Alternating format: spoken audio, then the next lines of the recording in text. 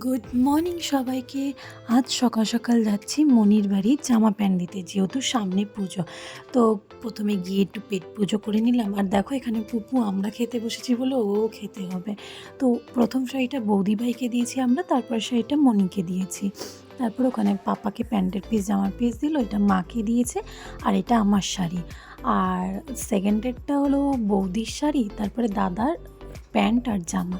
তো তোমাদের সঙ্গে শেয়ার করে নিলাম। তারপরে দেখো মনির বাড়িতে পাখি আছে আর খরগোশ আছে দুটো। ওরা খুব ভালো। আর ওদেরকে আদর করতে গেছি বলে পুপু হিংসা করছে, তাই ওকে একটু আদর করে নিলাম।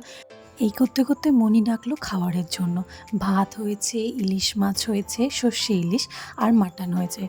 কোথাও গেলে মনির বাড়ি বা দিদার বাড়ি গেলে শুধু আমাদের খাওয়া হয়, ঘোরা হয় আর গল্প হয়। তোমাদেরও কাদের কাদের শপিং হয়ে গেছে অবশ্যই জানিও। আজকের জন্য এইটুকুনি, টাটা।